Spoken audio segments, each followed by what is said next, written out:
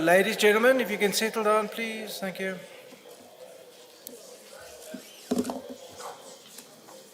Good. Welcome back. I trust that you enjoyed the lunch. I think I found this morning's proceedings extremely interesting and insightful. I hope you enjoyed it as much as I did. And obviously coming back after lunch is a bit tougher than the morning session. So we trust that the quality of the speakers will keep you in suspense. The first speaker that we have, you can put maybe the CV up on the board. Can you come up? There we go. Is Louw from SAGL. We on the oilseed side, we really value the work that's done by the SAGL. It's so important for the industry to have data and statistics which we can work on, facts that we work on, and they've done a great job of that. We look forward to her presentation on the region or season makes your sunflower shine. Very romantic topic.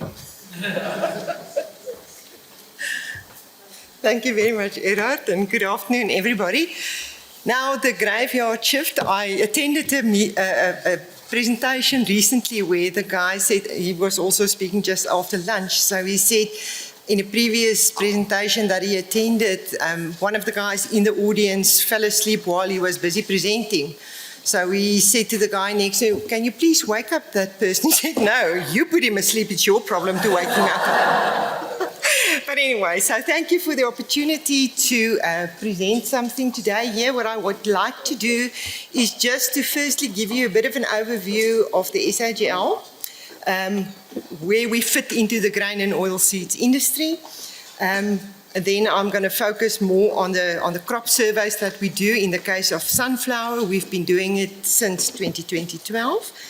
And then very important, I think, is to give you some insight into the sampling procedure that we use, because this gives you a good basis for a database that you can use to do long-term, make long-term decisions, and then a bit of the results that we generate. So the SAGL was created in 1997 as an independent laboratory we're a non-profit organization, and we really act as a reference laboratory for the grain and oilseeds industry. To be able to do that, we obviously need to have accreditation to be internationally benchmarked. So we have South African National Accreditation System, SANAS, accreditation since 1999. We have our accreditation for the methods that we use in our crop quality division. And then to help us, to guide us and to make sure that the capacity that we create and the analysis that we do is relevant to our industry, we have the stakeholders represented on our board of directors. We have from the production side, the producers from Grain SA. We have Agbus Grain representing the commercial storage industry. On the research side, we have one position on our board of directors, which can either be the Protein Research Foundation or the Agricultural Research Council. At the moment, it's Dr. Gerard Bredenham representing the Protein Research Foundation.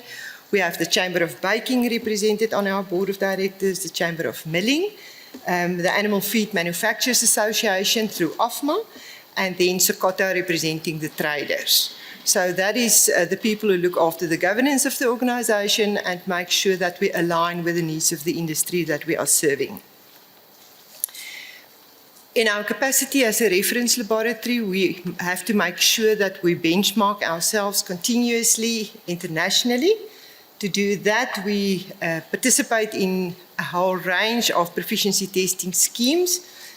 We analyze annually about 134 proficiency samples representing about 650 different parameters. And that is the split between international and local is about 116 is international and 18 local. The core business of what we do and the function of the SAGL is to conduct crop quality surveys. We've been doing wheat and maize since the creation of the laboratory in 1997. But then we also added the oil seeds at a later stage. We do soybeans since 2011, sunflower seeds since 2012.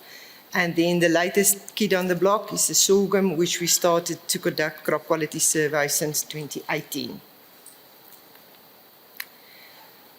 So how do we feel that this reliable quality data over different seasons and regions make a contribution? We believe that the information can be used by producers.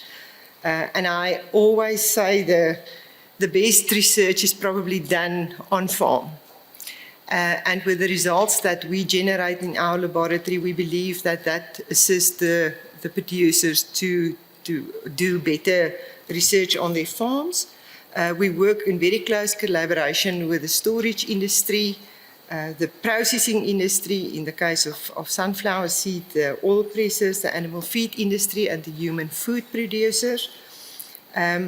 We collaborate closely with research institutes, and I saw this morning Dr. Belinda's last sentence of CV said that she believes in collaboration, and I really think that's where the solution lies for us. So we use the crop quality data that we generate to develop targeted research projects in collaboration with institutes like the ARC, also the universities.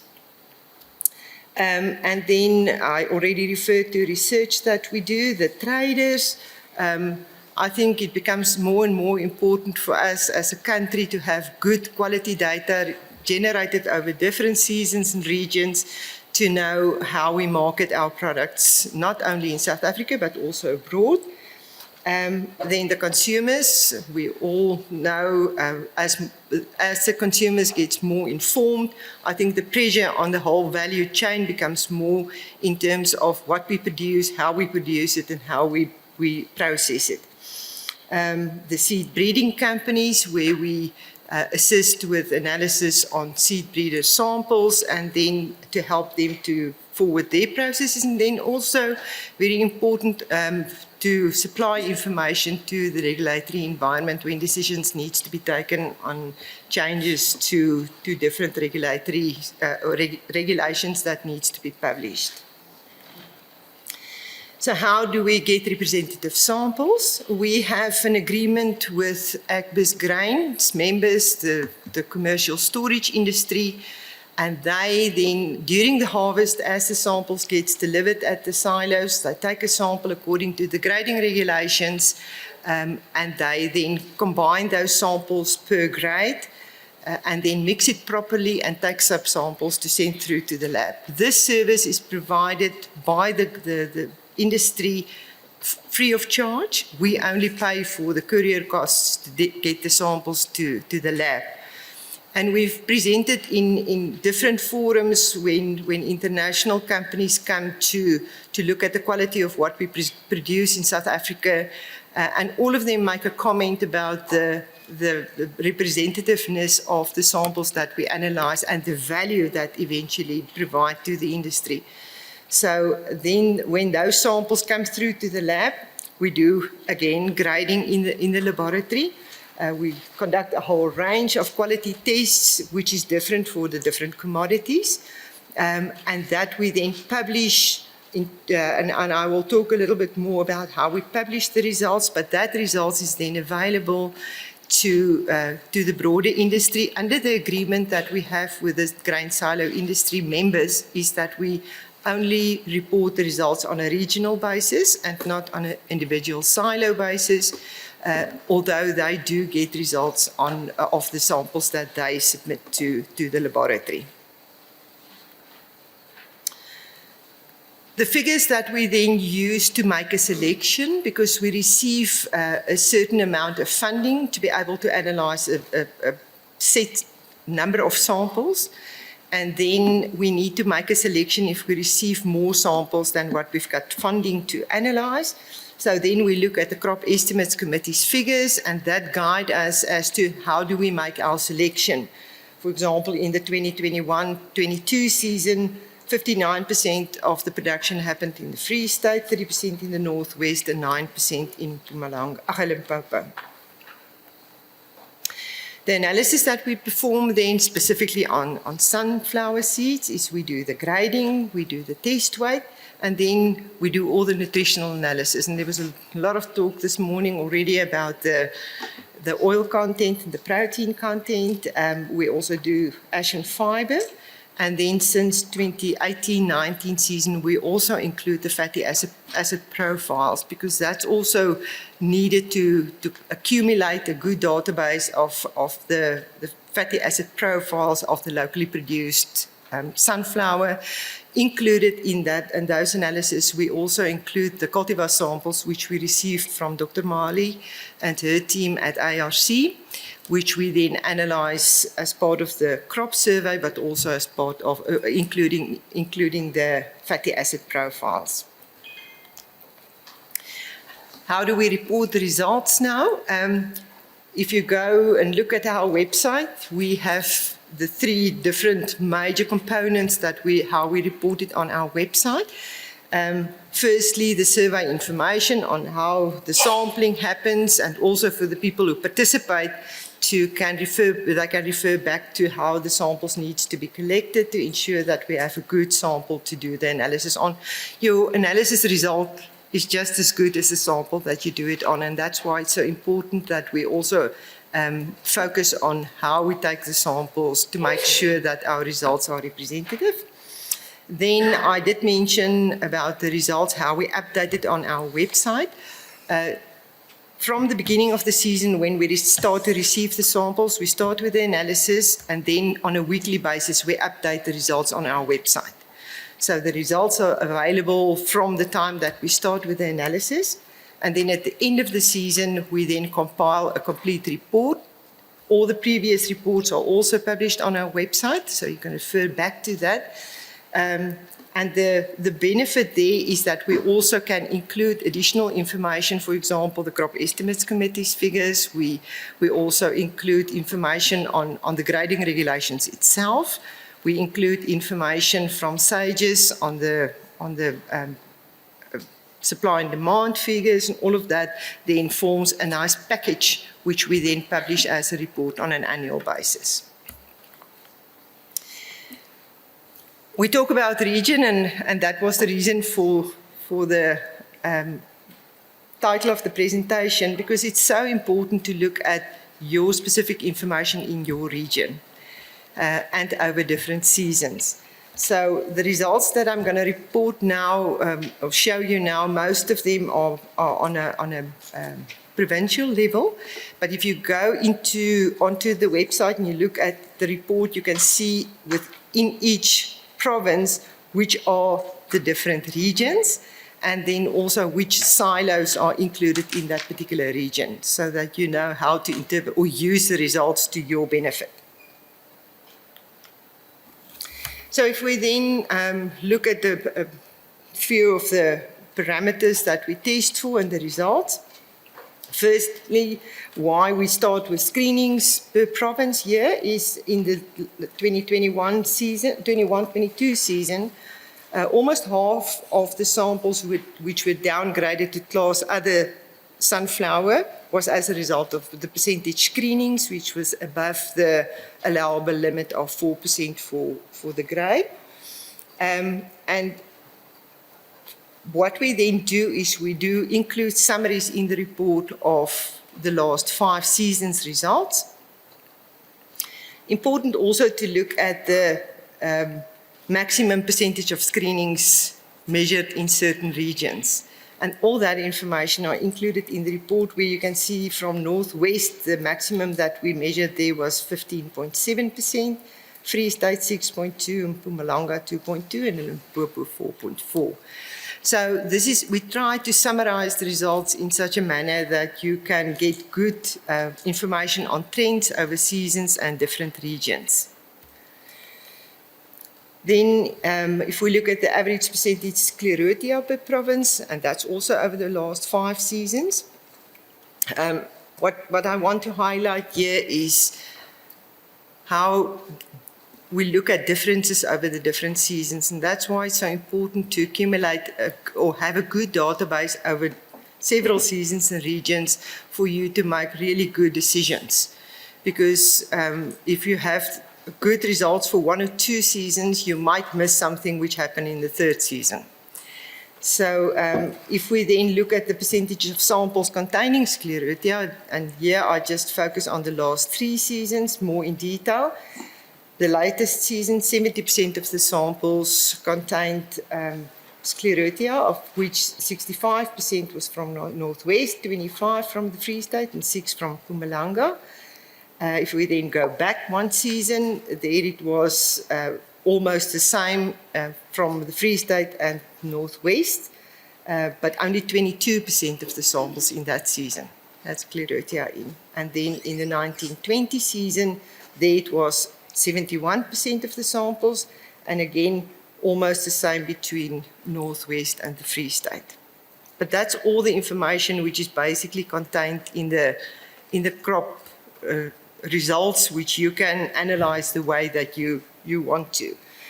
If we then look at the nutritional content, focusing first on the protein, which we report on a percentage as is basis. Again, here you can see the differences within if you look at the different seasons, you can see the differences between the different provinces and the RSA average. Now, I think one of the things that we tend to do when we look at analytical results is we tend to focus on averages, which is not wrong, but we must remember your head in the fridge and your feet in the oven also give you a good average. So it's always important that when we look at the data, that we look at the minimum and maximums for the different regions as well.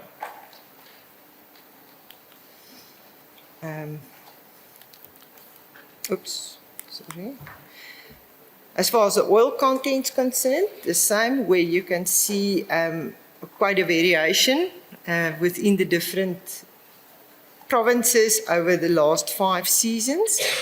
And then what I thought would be useful is then to look at where we look at the individual regions for these 2 parameters for the last season. And the point that I really want to highlight here is what I've said just now, is to look at for example, the oil content, to look at the minimums and the maximums, because especially the maximums in this instance, for the different regions. Here I separated them into the regions for this particular season. And you can look here at some of where you see these little dots is just where we only received 1 sample, so there's no real average or minimum and maximum. But I think what's important to note is in certain regions where you saw a very wide range between the minimum and the maximum, yet if you just look at the averages over all the different regions, it might not look that significantly different. And this is then the one for the protein, where I did the same. And once again, here we see the same in certain regions, regions where you can see a very wide range between the minimum and the maximum. What I then also did is I mentioned that we analyzed the cultivar samples from Dr. Mali from their cultivar trials, where we can look here. What I tried to do here is to show that the averages between if we compare the cultivar and the crop quality survey samples, remember the way that we collect the crop survey samples, it's an absolute mixture of, yes, it comes from the same region, but it's a mixture of different cultivars. And if you then look at the averages, there's not huge differences necessarily in terms of the protein content in this instance between the cultivar samples and the crop samples. But if you start to look at the variation, you can see then that for and I want to go to the next one with the oil content, and there you can see that there's really some of the samples where we measured much higher content in the cultivar trial samples than what we've seen in the normal mixed samples from the crop survey. So I would like to invite you to go and have a look at our website where the information is there.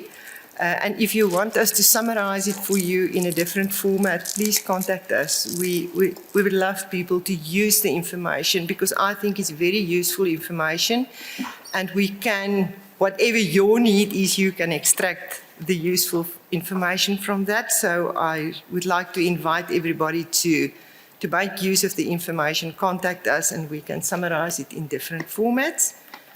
And then lastly, I really want to thank the Oilseeds Advisory Committee and the Oil and Protein Seed Development Trust. They provide us with the funding to be able to do these analyses.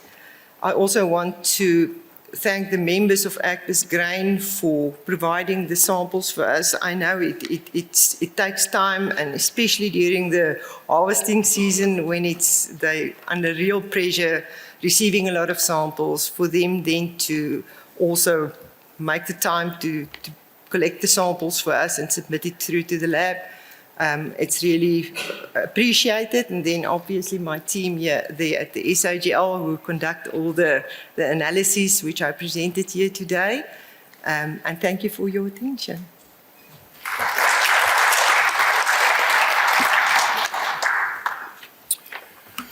Thanks very much, Fiona. Hopefully people have a little bit more information on SAGL now, and I have come across that it's not utilised, the information not utilised in the industry as well as it could or should be. So hopefully that makes a bit of a contribution, and once again, thanks for the excellent work that you people are doing.